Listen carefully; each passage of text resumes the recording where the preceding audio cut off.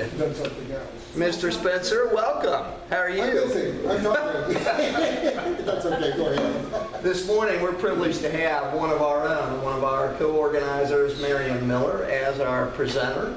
And she is the owner of Genesis Tennessee Walking Horse Farm.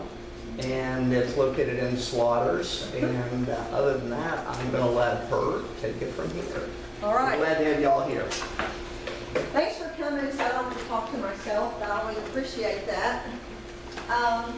Of course, I own my own business and have for several years, and most of you know me through marketing or you know me through public service, things that we do, participatory programs.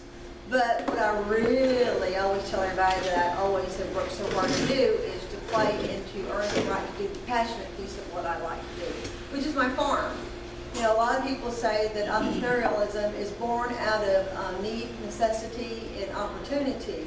And I think that's true, but I also think that whenever you find an opportunity or whenever you solve a problem that becomes an opportunity to become an entrepreneur, you gotta have that vision, you gotta have that passion to back it up, because there's so many great ideas out there. It's a question of which one do you want to pursue wholeheartedly.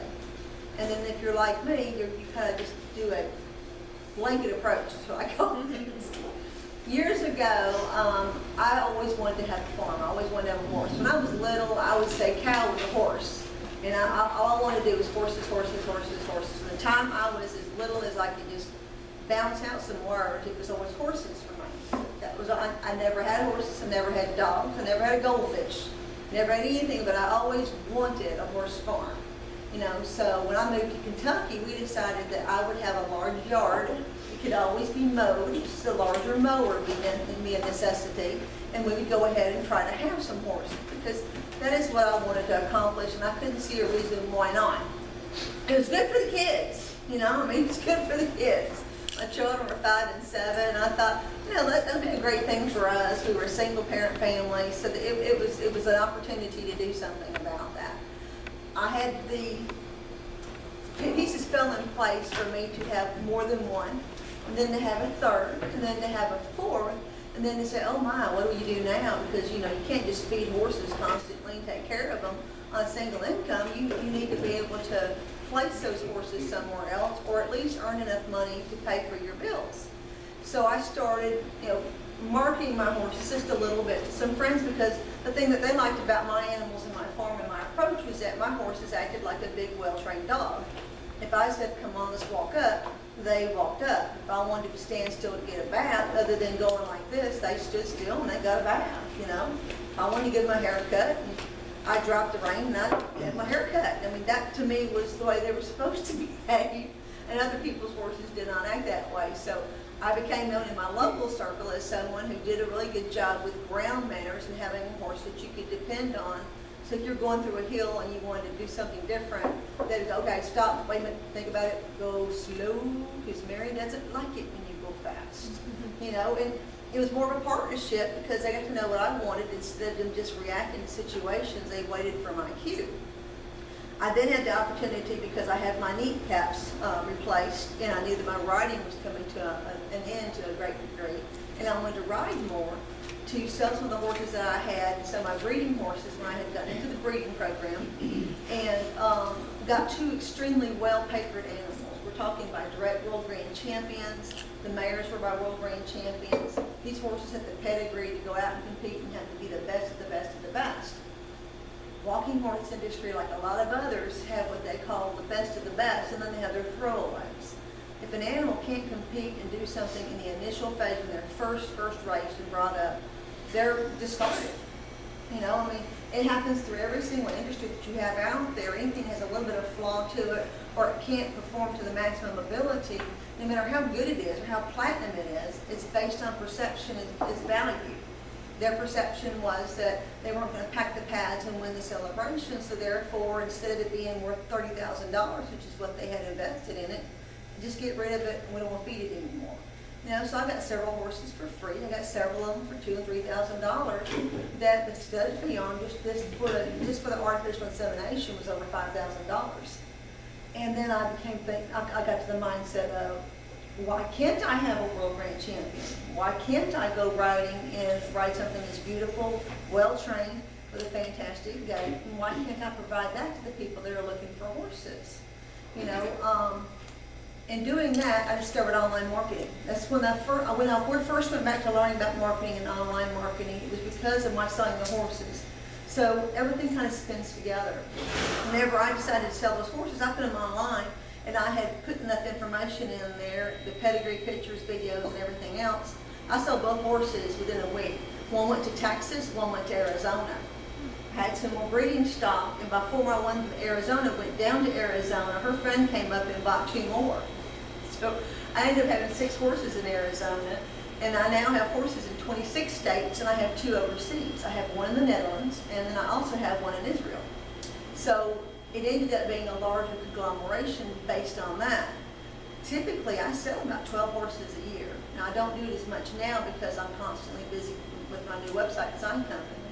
But what I learned is that having the right inventory and buying stuff that you feel like is something that you would want to have or own is the way you market something else. Because if you really enjoyed it, you had a passion for it, you believed in that product, then of course you're going to sell it more readily, and you'll be able to find more pockets of interest, as it were. You know, so we went from having 5 acres to having 89 acres. Then we went from having 4 horses and 5 horses. At one point in time, we had 17 horses. We did the breeding aspect of it and bred some amazing studs, got some amazing babies, but also had some amazing amount of work and very, very low return on investment for that. Babies are not the way to go, just in case you decide you want to have babies.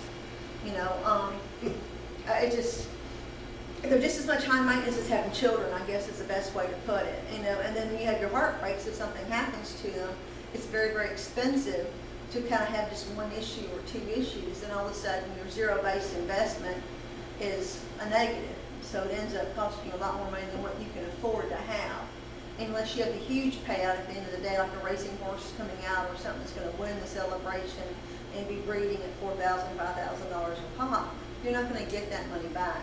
You know, so you have to distance yourself from who you are, what you want to do, and what the animal can and can't do.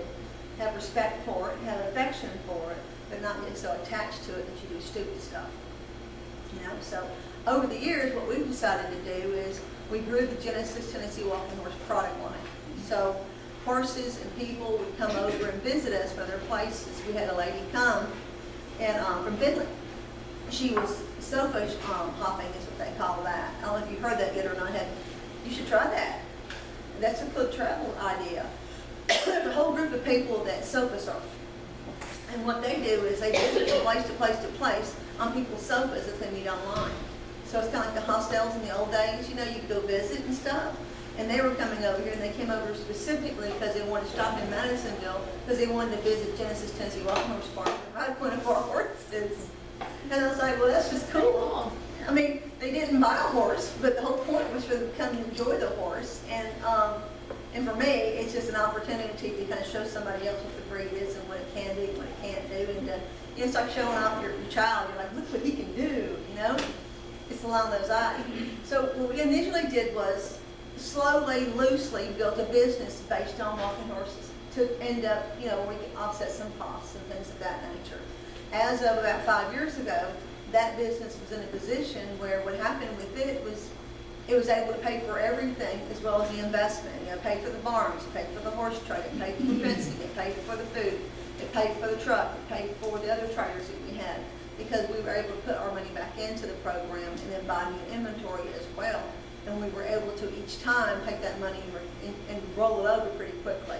So, you know, you buy a horse for $2,000 or $3,000, you're able to sell it in 30, 45 days, you know, for twice as much money because you took young horses that had kind minds and keen eyes that looked, you know, I did this.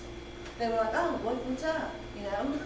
If they can do that, then they can handle trail riding with me, was my theory. We did that, and we just turned it over into what we call, you know, a real market plan, a real investment plan.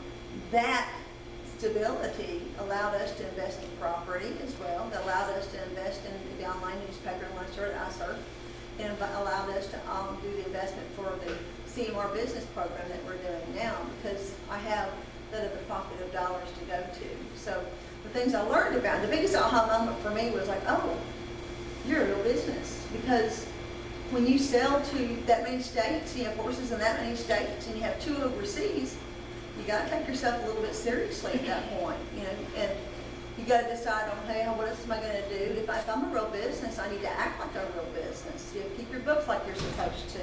And then you got to turn around, and we have a nice website, talks about all the people that came by, what they buy, who they are, and you have relationships that where they can reach back out and show you stuff.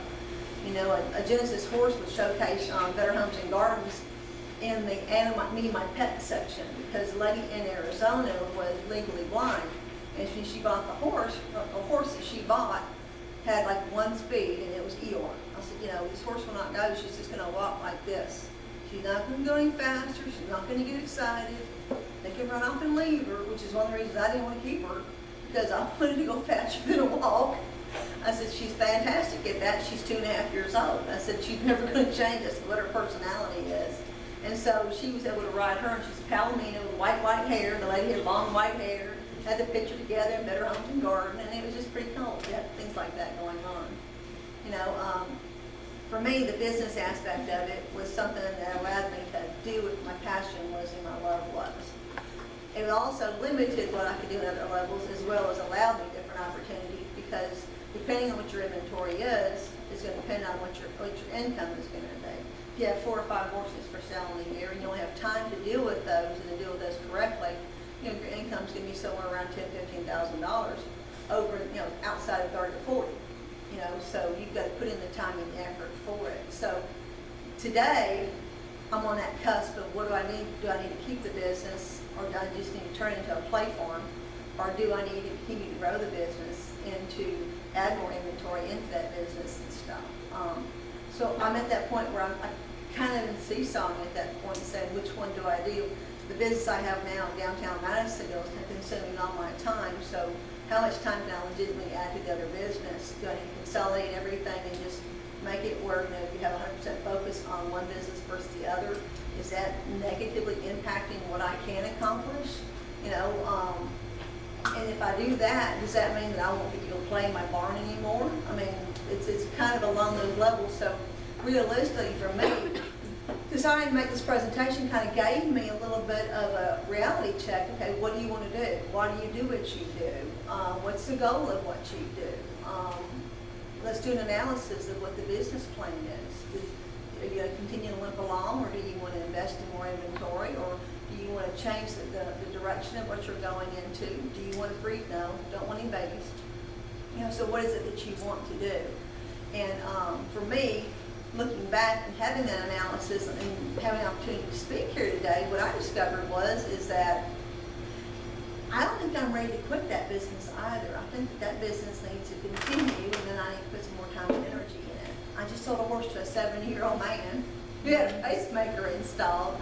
Mr. G and Miss Nell Team from down in Lewisburg, Kentucky came up, and he was replacing a horse that he had for years, and 10 years of being in the field. He'd lead her up and get saddled up, and he'd just ride on out, and it was all okay. And he was 65 at the time, and he wanted to replace her. And I said, I don't know that I've got a horse that's going to do that for you. I mean, you're a little old to be doing that, frankly. I said, you know, get a pacemaker, and I don't want to feel like it's my fault when something happens. You know, she's just a young horse, and I haven't messed with her very much. You know, we went out and looked at her, did our thing, and did our due diligence, and he absolutely fell in love with her.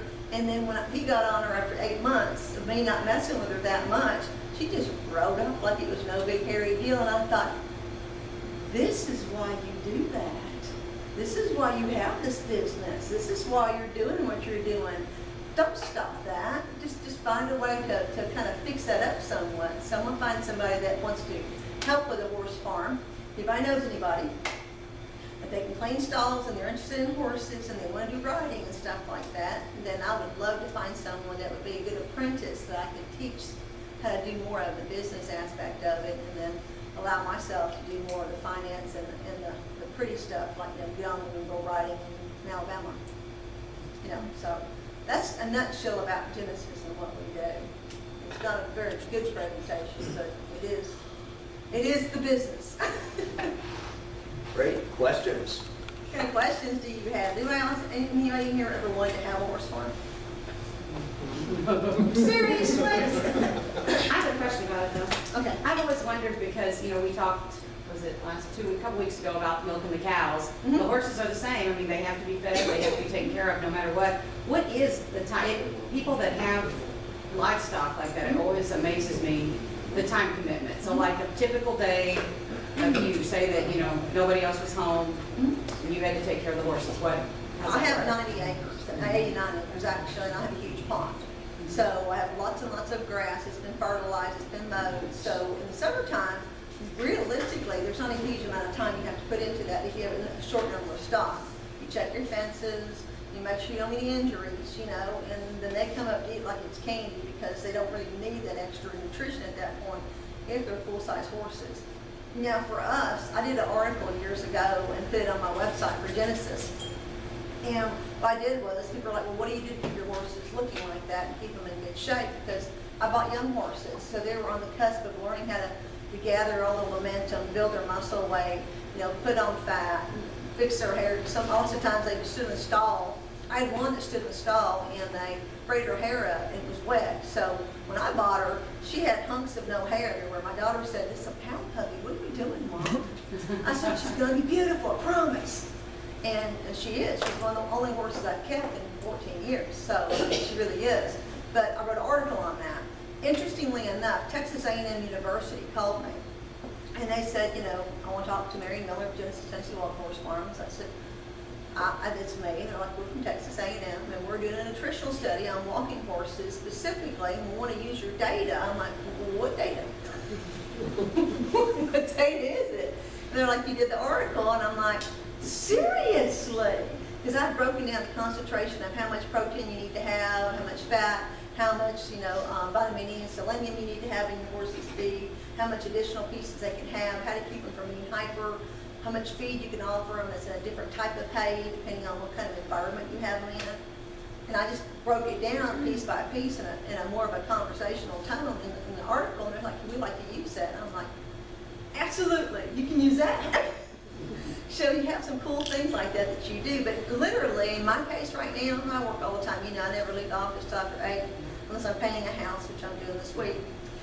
And for me, 20, 30 minutes a day at this point in time is fine. Now, what I thought was incorrect was the fact that I need to have more time in the barn handling, because to me, ground manners are what it's about.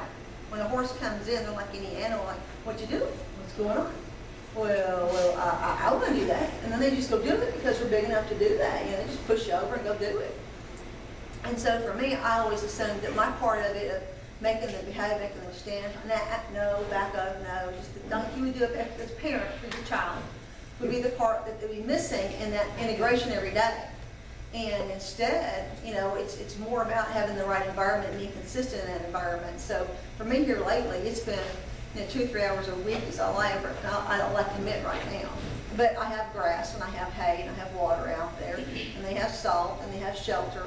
So it's really low maintenance based on that. Wintertime is a little more trouble because you've got to feed them every day because they're not getting the nutrition from the grass and stuff. So, you know, really to have a horse, if you have 2 acres for one horse, it's going to cost you about $35 a month to feed them and take care of them based on your feed and based on the amount of grass you're going to have and supplements like, you know, wormwood stuff. It's not expensive. It's really not. You have 17, it becomes more expensive. You know, if you have babies and you got vet bills and, you know, mare watch and foal watch, you got video cameras and everything for that. Because they might foal any time, you know. So other than that, it's not real hard to do. I mean, it really, really isn't. As long as you get a good horse to start with, one that has a mindset that's like, hey, what are you doing? I want to play with you. Have a Labrador mentality, is what I tell everybody.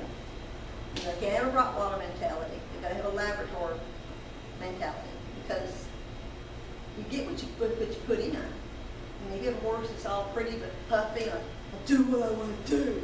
That's not going to work so well for you when you're out on a trail ride and you're like, go left, like, I'm going right, boom, there's a tree. You spit it. Didn't feel good.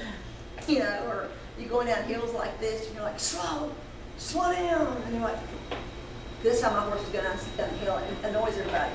We walk down here like this, you know, mean, I got bad knees, I can't hold on. It's got to go one step, I got to think about it, 2 steps, I got to think about it. And so I trained him to do that, basically.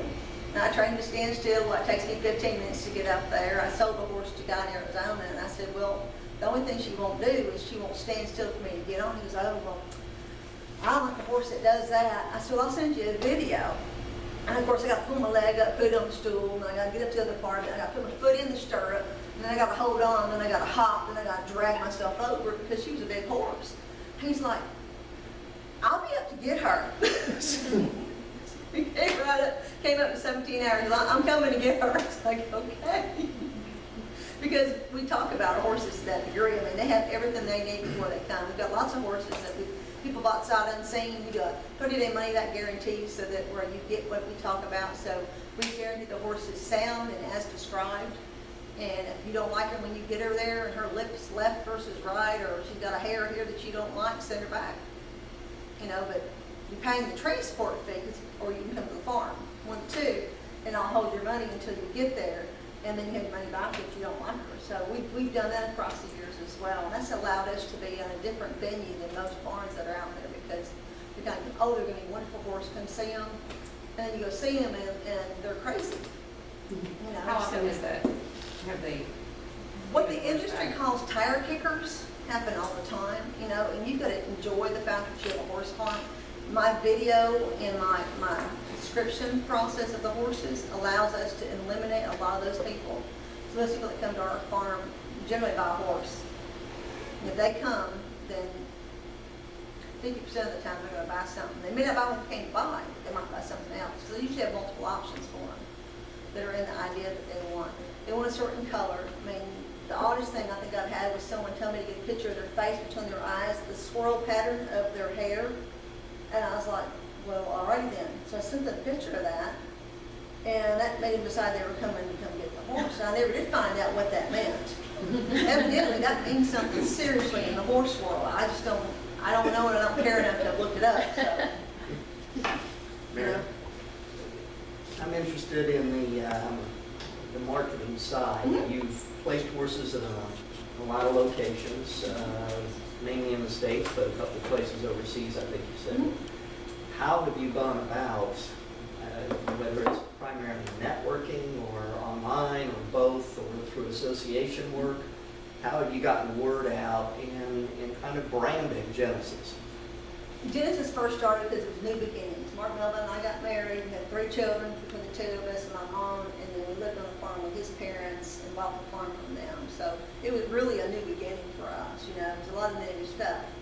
And so we named the farm that and did that. Whenever we started marketing the horses, at first it was limited opportunities. There was a couple places online that you could kind of advertise your horse, and that worked for a short period of time until those places became where they were less effective. The website that I built for my company, from Genesis Tennessee Walking Horses, has been what has drug everybody to the farm.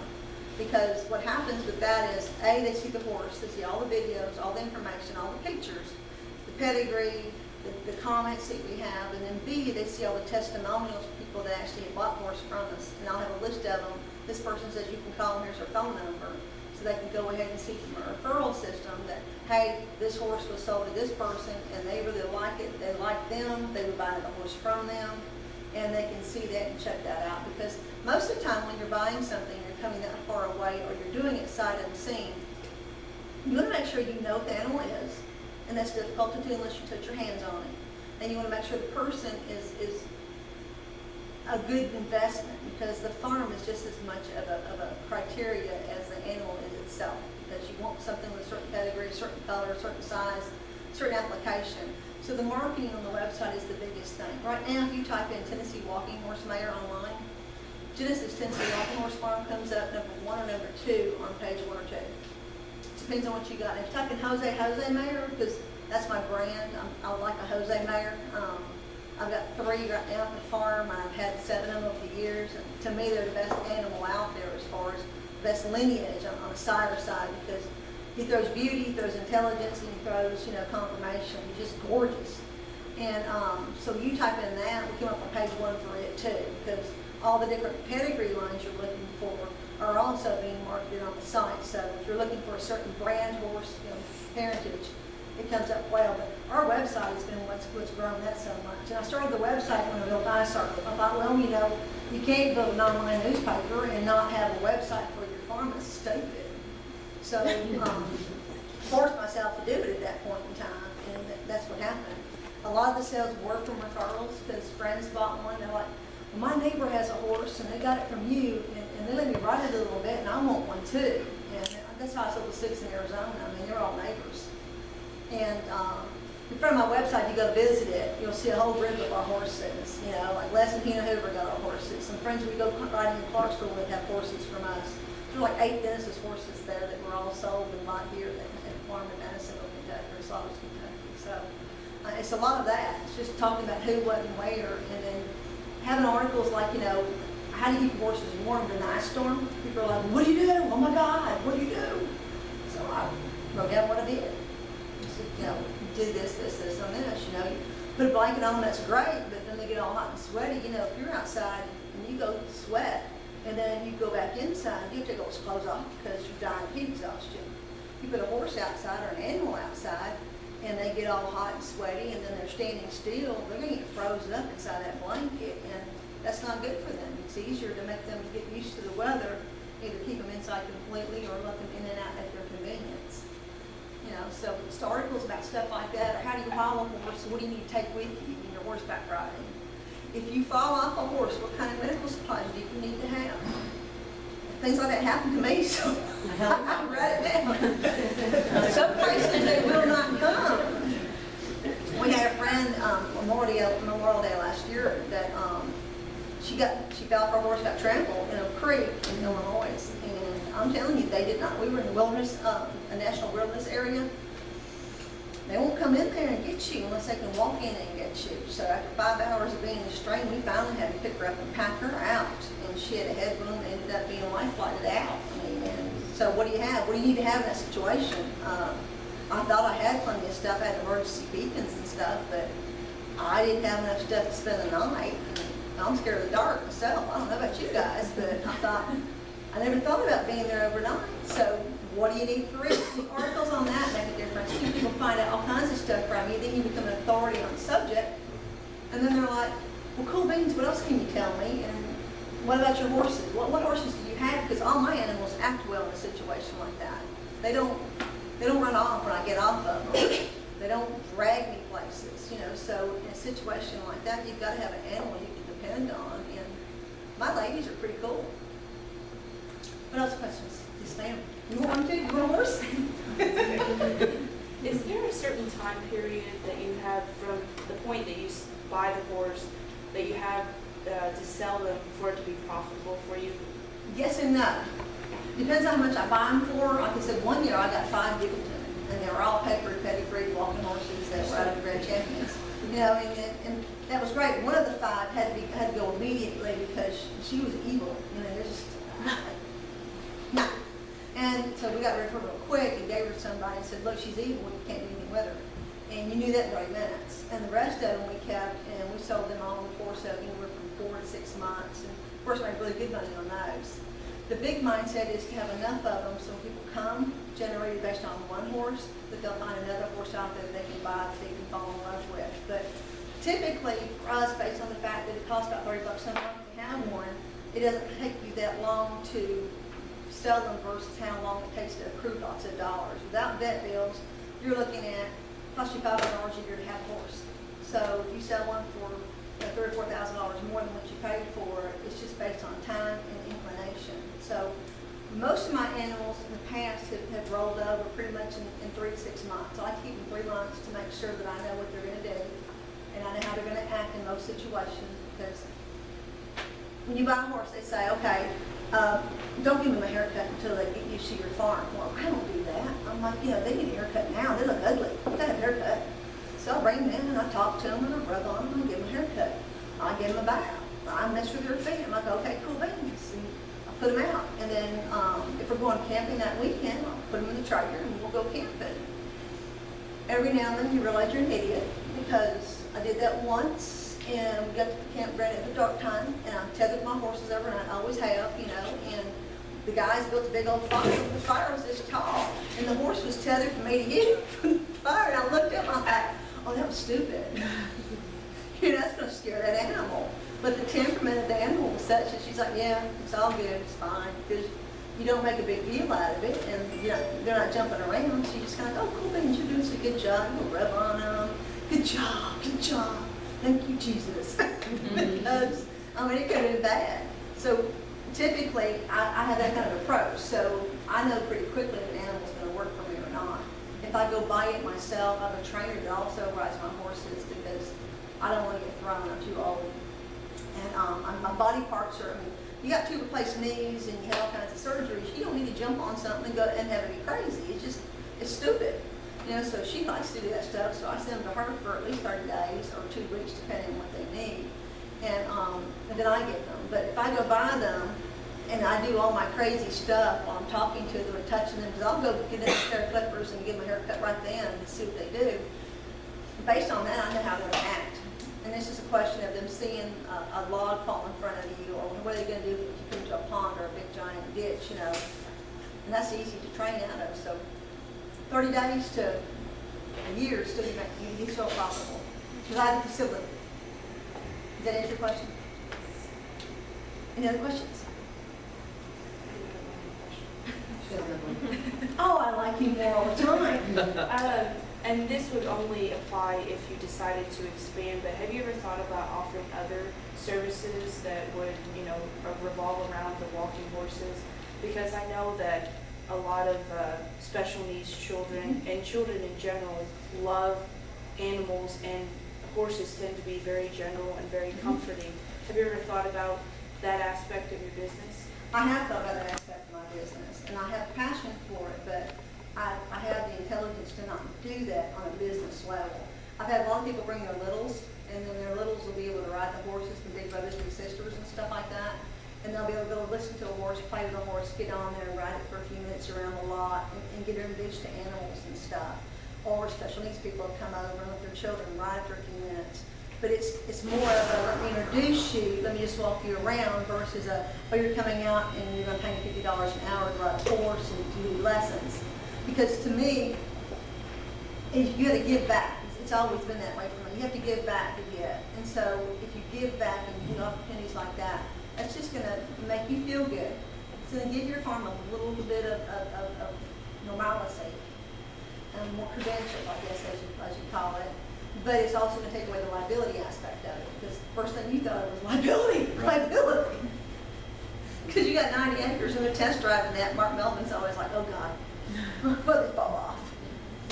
You know, I mean, we had people fly over and it was 10 degrees outside and it was an ice storm, a snowstorm, and they want to test drive a horse and it's dark. And I'm like, I get up there. So I do. And of course, they make snowballs with their feet as they walk with their metal shoes. And so next thing you know, they're wearing high heels. And then they're like, oh, and then you just kind of fall off like a giant porcupine. You just slowly fall off into the snow. Doesn't hurt that way, but you know, it makes you know that you're being stupid. Don't do that again. And you don't want a customer to do that because it is a liability issue. You know, I'm just not big enough for that. You have to have a huge underwriting insurance policy for that. And plus it takes away from the fun things that I want to do. What else? What are some of the attributes of the breed? A Tennessee walking horse is one of the best animals there are, in my opinion, and I have to have mares because I like female horses more than male horses for multiple reasons. One, males, if they're mixed with females, have a tendency to be malish, which means they're like, well, I'm just going to be the leader. Just saying.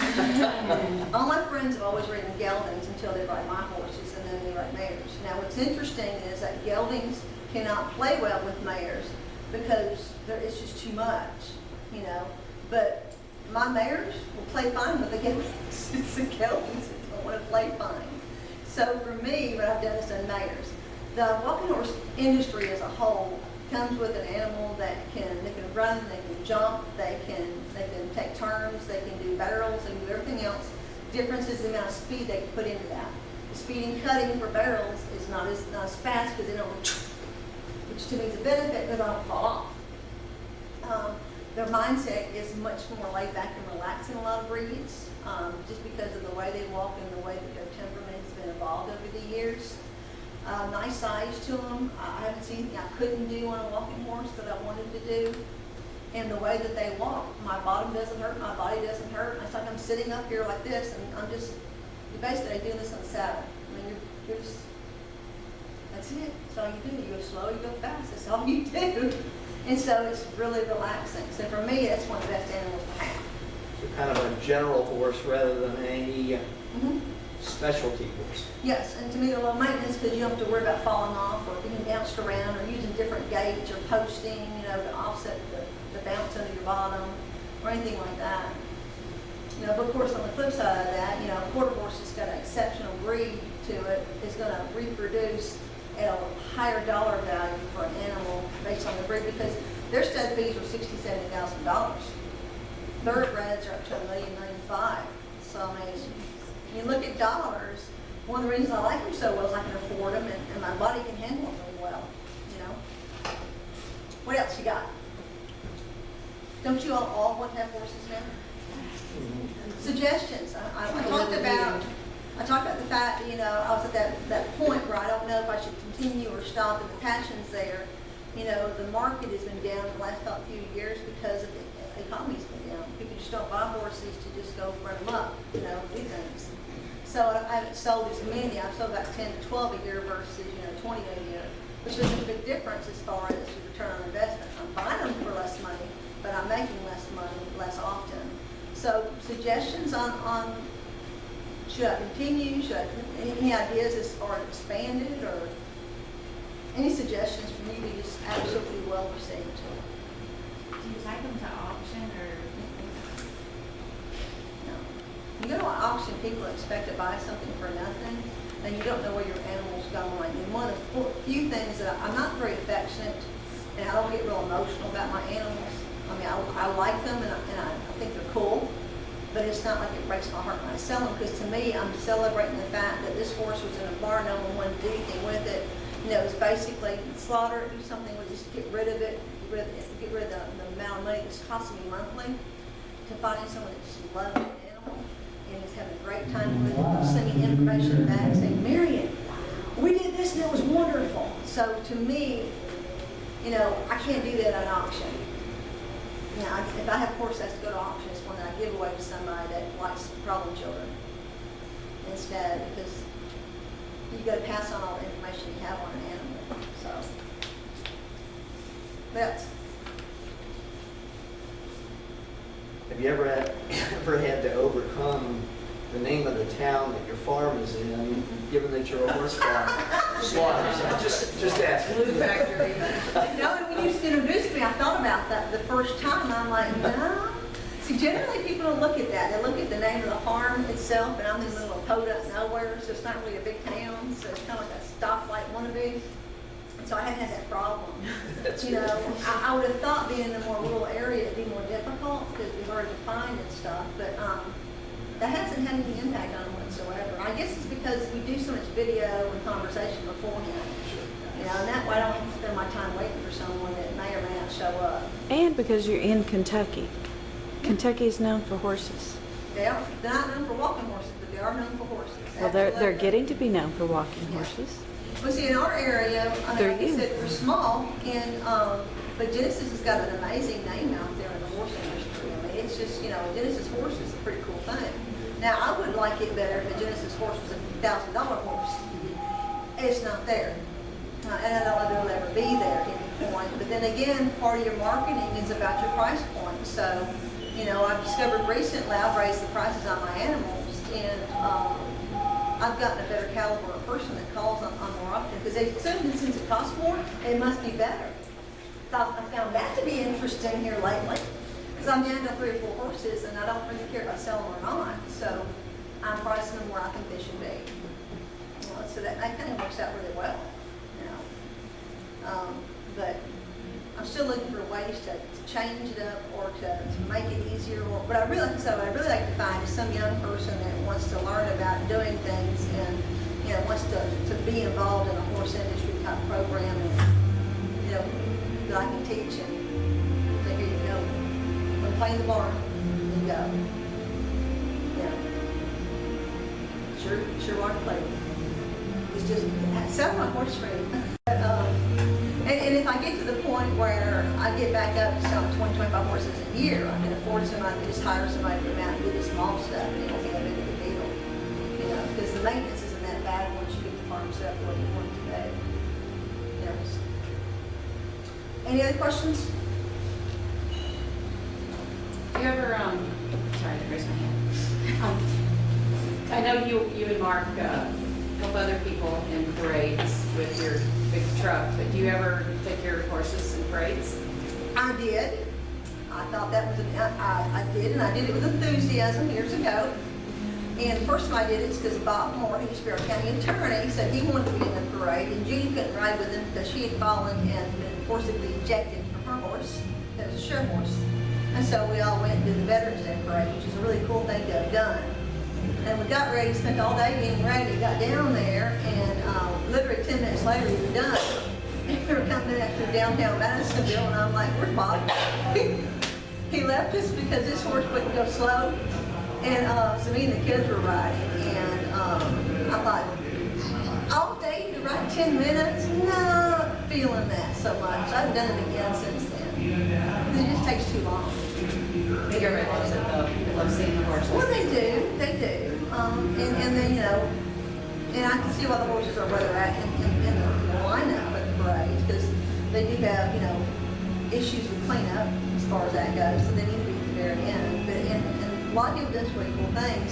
Charlene Carson, who I did a breeding program with years ago whenever Steve was sick, she has a girl that works for her called Randy Delsing, and she does lessons and stuff. And it's a fantastic person to get lessons from, or that horse trained from. And the person you saw, the horse, all the lights on it last year in the Christmas parade, when the horse was just all lit up, like sparkly, that was her. And then she does that, she really enjoys that. And then Karen Miller had hers and had a little pony with it and stuff like that as well. So people do that and they enjoy it, and they really do. I just have a hard time sitting still for 2 hours waiting for my time to start walking. I just don't have the patience. Any last questions? All right, let's thank Marion.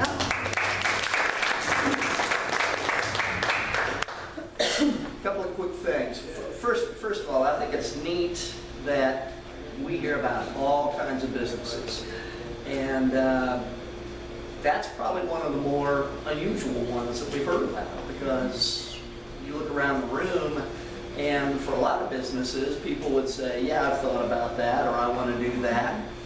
Marion's in an area that not everybody's going to jump in and take that on.